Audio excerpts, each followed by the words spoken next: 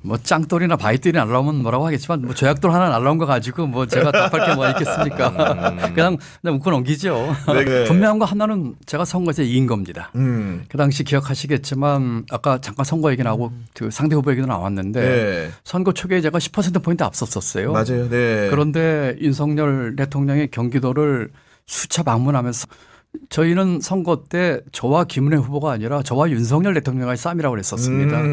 국힘엔 아무도 없습니다. 국힘은 누가 나와도 민주당 후보한테 질 겁니다. 네. 뭐 어떤 후보도 우리 민주당 후보한테 못 이길 겁니다. 세력과 개파가 아니라 비전과 정책으로 승부하겠습니다. 법을 고쳐서 사면을 해주는 것을 금지시키는 그 개정을 했다고 생각합니다. 그 유시민 작가 사실 이미 발언을 통해서 알고 계실 텐데 개인적으로 일단 유시민 작가랑 김동연 지사님은 친분이 있습니까 없습니까? 아는 사이죠. 아는 사이예요. 네, 아는 네. 사이라는 것은 두 분이 뭐 따로 이렇게 차담을 한다거나. 뭐 그런 정도로 이렇게 네. 따로 뵙지는 않지만 뭐 네. 그 아는 사이죠. 예, 노무현 정부 때 같이 또 복지부 장관 하셨고요. 네. 예. 그런 상황인데 유시민 작가가 방송에 나와서 이제 김동연 지사에 대해서 칭하기를 그 정말로 이제 입에 옮기기 좀 그렇지만 배은망덕이라는 표현을 썼거든요. 예. 그 표현을 듣고 좀 어떤 생각 드셨습니까?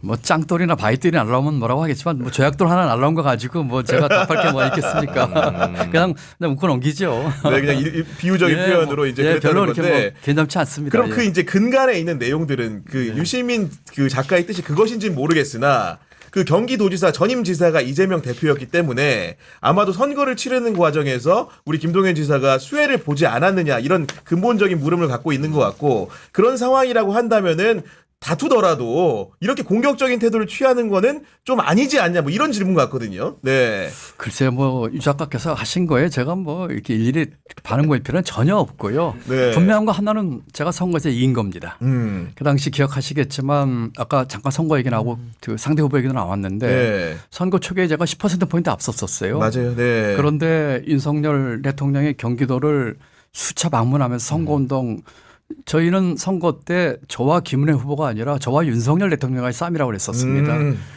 그리고 그 당시에 17개 우리 광역 자치단체 선거 중에서 우리 저 5개밖에 못 이겼거든요. 맞아요. 네. 그 선거 제가 이긴 걸로 답이 된 거 아니겠습니까? 그런 상황이라고 이해하면 될 것 같고 그리고 이제 보면은 정치 시간표라는 게 다음 주가 탄핵이라고 가정을 한다면은 선거까지 60일밖에 남지 않았기 때문에 결국 후보 정리라는 것도 경선 기간을 감안했을 때 굉장히 짧은 시간만 주어져요. 사실 이재명 대표는 누가 봐도 지금 압도적인 경쟁력을 갖고 있기 때문에 나머지 후보들 간의 합종 연행이 필요한 시간이 얼마 남지 않았다는 얘기가 들리는데 지금 최근에 이제 그림들을 제가 봤을 때는 우리 도지사님하고 김부겸 총리가 같이 행사를 하는 거는 많이 보이는데 김경수 전 경남지사 세 가지 그림이 그려지는 행사는 잘 못 본 것 같은 기억이 좀 있거든요. 그 왜 그런 겁니까? 어제 7번째 나라 랩과 이제 사회재 간 행사에 김부겸 네. 총리는 오셨고 네. 김경수 지사는 못 오셨더라고요. 그러니까요. 네. 뭐 제가 그 이유는 잘 모르겠고요. 뭐 김부겸 총리하고도 뭐 의도적으로 같이 행사에 모이는 건 아니고요. 네. 제가 경제부총리 때 우리 김부겸 총리가 행안부 장관이었습니다. 또 그 당시에 김경수 지사는 경남지사였고 다 가깝고 신뢰관계가 있는 분들이고 그렇지만 지금 뭐 서로 간에 생각이나 또는 지향하는 바는 뭐 비슷하지만 서로 따로 모여가지고 뭐 합종 연행하고 뭐 이런 네. 거 하고 있지는 않고요.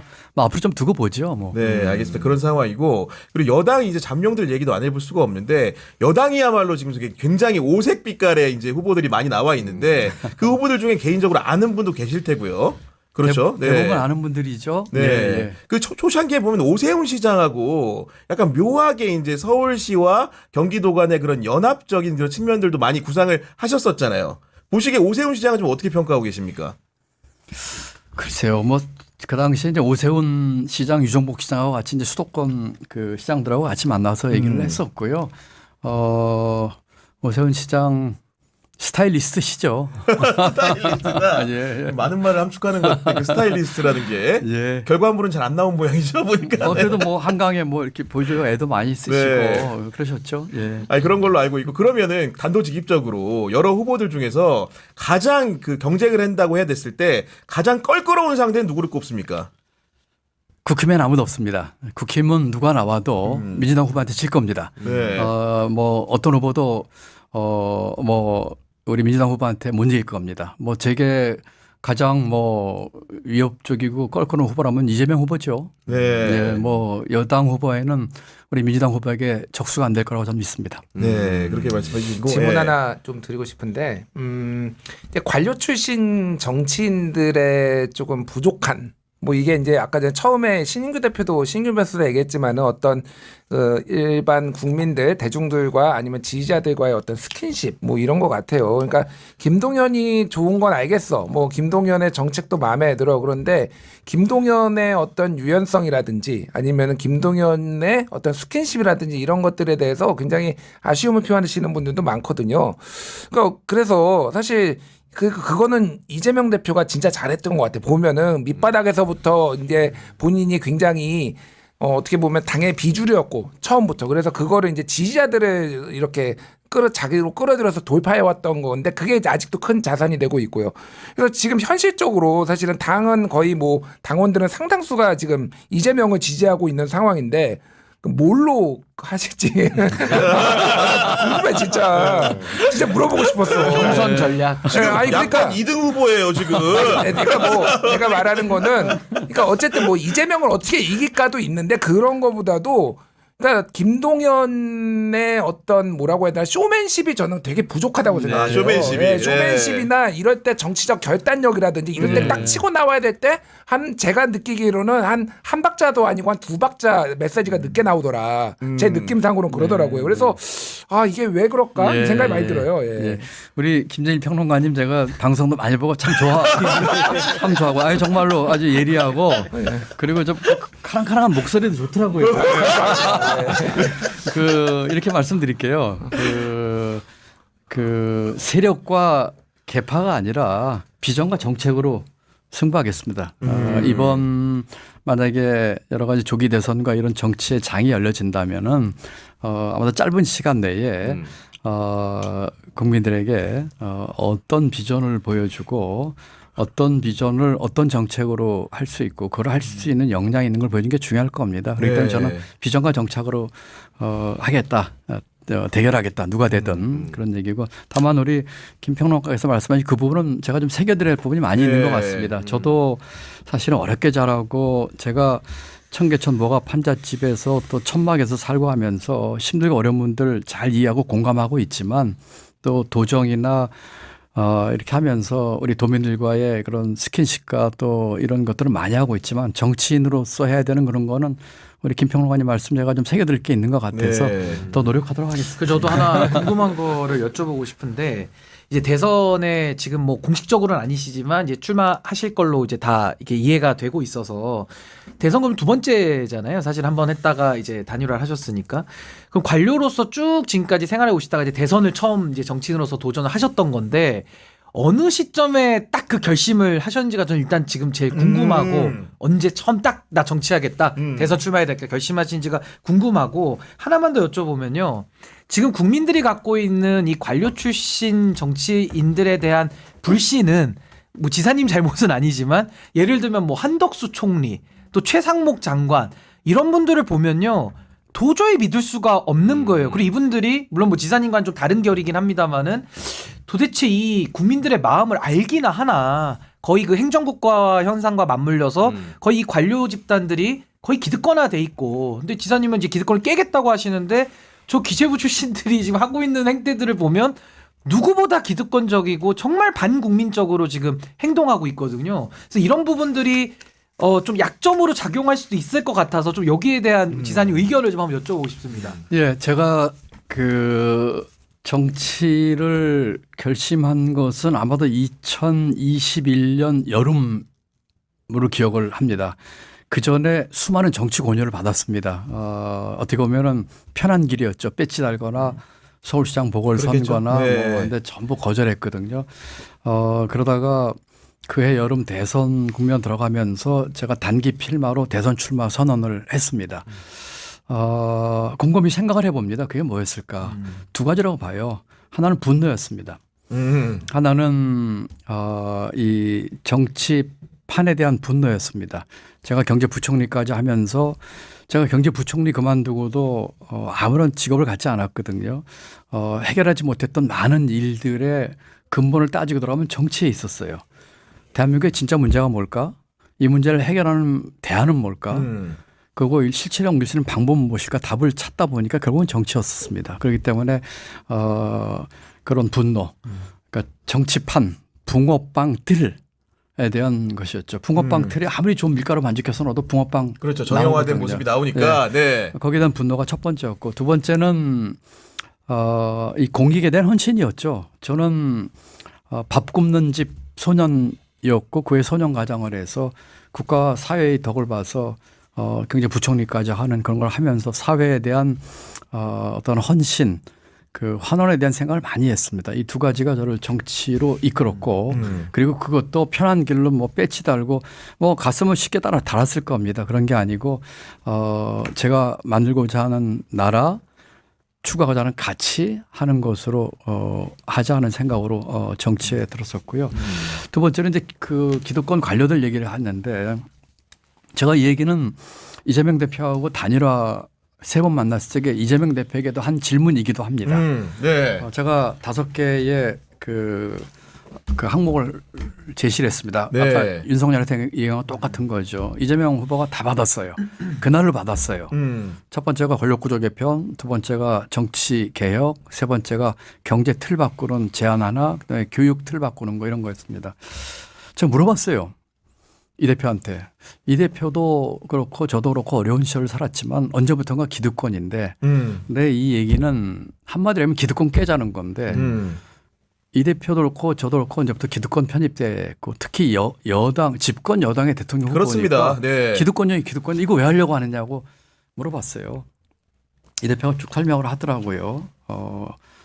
민주당에서 그 변방에서 정치를 하고 이걸 깨고 싶은 얘기를 하고 그 좋은 얘기를 하더라고요.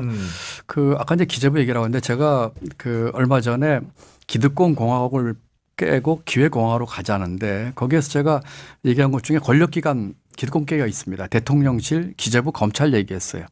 그래서 기재부는 해체 수준으로 해서 옛날에 기재부를 해체 수준으로 하겠다. 재경부의 개인사 수준을 쪼개자, 네. 재정 역할을 쪼개자. 재정에 분권화를 해서 재정 연방계 수준으로 가자. 그리고 그 관료주의 행정고시 폐지하자. 행정고시도 폐지하자. 그 얘기는 제가 오래전부터 했던 네. 얘기고 지난 대선에서 주장했던 제 선거 공약입니다. 제가 행정고시 출신이지만 그러니까요. 네. 검찰은 기소청으로 하자. 대통령실은 5분의 1 수준으로 줄이면서 수석제도 없애고 대통령은 책임 총리와 책임 장관과 하자 이런 얘기를 하면서 기득권 정치를 깨자는 얘기를 했거든요. 제가 그 속에 있으면서 아까 그 얘기하신 것처럼 저는 처음에 기재부 갔을 적에 사무관한테 갔을 적에 인사하고 뒤돌아 나가는데 학교 어디 나왔냐고 물어보면서 뒤돌아 나가는데 요새 별로 희한하게 나온 애들이 시험부터 여기까지 진짜요? 왔다는 얘기를 들었던 사람이에요.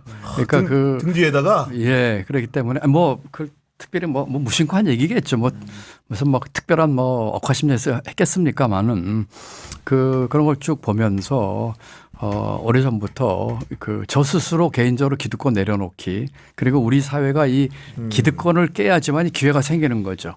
그 기회는 우리 청년들로 얘기하면 공부할 기회, 장사할 기회, 사업할 기회, 돈 벌 기회, 사랑할 기회, 결혼할 기회 이런 거 아니겠습니까? 이렇게 했기 때문에 저는 이 부분에 대해서는 아주 확고한 생각을 갖고 있습니다. 최상목 그 대행은 재정을 한 번 더 다뤄보지 않았습니다. 아 그래요? 네, 재정을 안 했어요. 거시경제 전문가가 아주 훌륭한 후배이긴 하지만 네. 그리고 아까 말씀드린 건전재정이라고 하는 윤석열 정부에서 만들었던 그 도구마에 이 압도가 당연히 있을 겁니다.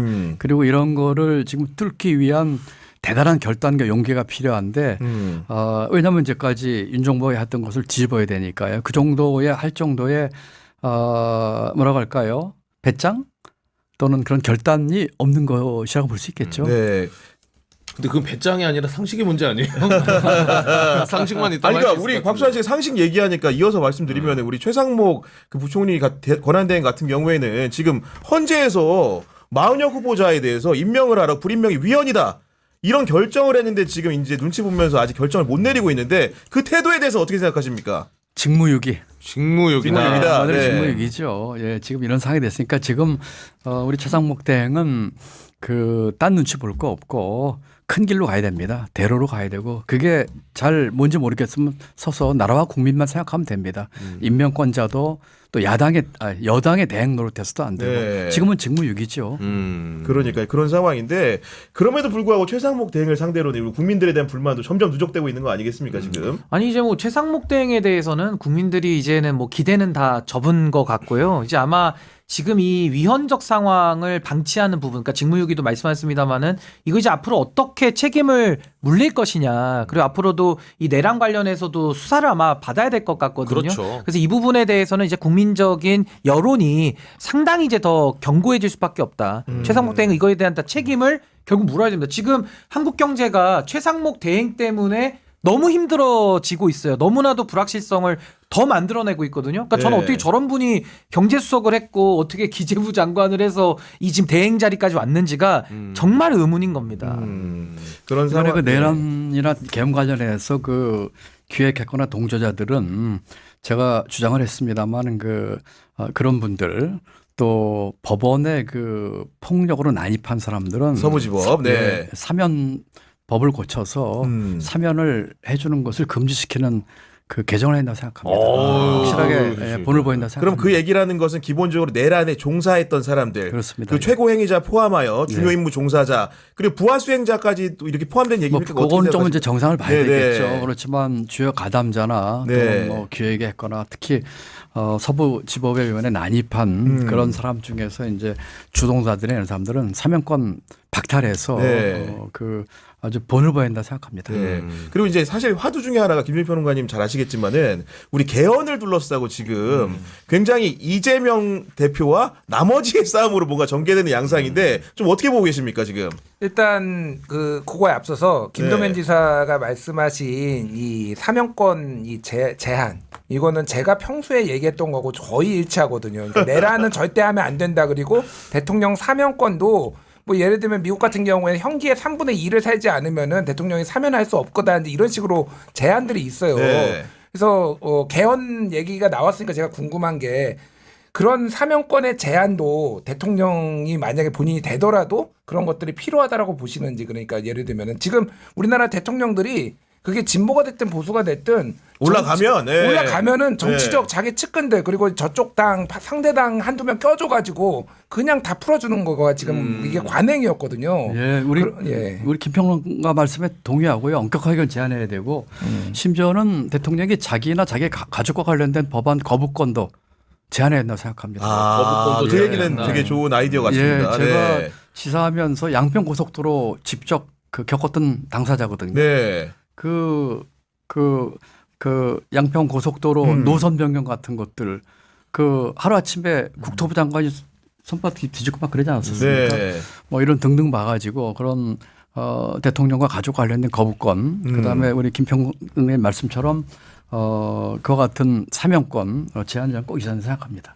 개헌 관련해서 좀 저도 질문을 드리고 싶은데, 그러니까 지금 뭐 이재명 대표는 저는 나중에는 개헌 얘기를 할 거라고 봐요. 지금 전략적으로 그렇죠. 안 한다라고 네. 지금 뭐 네. 보고 있는 상황인데, 저는 김종현 지사께 여쭤보고 싶은 거는 우리나라의 가장 적절한 대통령 그러니까 이 정치 체제가 어떤 거를 좀 생각하시는지. 예를 들면 뭐 얘기가 나오는 게 뭐 이제 의회 중심제 일명 이제 내각제라고 부르는 의회 중심제도 있고 대통령 4년 중임제, 의원 집정부제 등등등이 얘기가 나오잖아요. 이게 근데 지금 현재의 얘기가 나온 게 87년 체제가 문제가 있다라고 하면서 제왕적 대통령제를 얘기를 하는 거는 대통령한테 권한이 너무 많아져서 지금 문제라는 건데, 사실은 4년 중임제를 그러면 사람들이 선언을 하지만은 4년 중임제로 하면은 그 권한이 줄어드는 것인가? 이것도 다른 문제거든요. 네. 게다가 3년만 해가지고 뭐 임기를 3년만 해가지고 2028년에 대선과 총선을 몰아주면은 대선과 총선을 같은 정당에서 이길 가능성이 높거든요.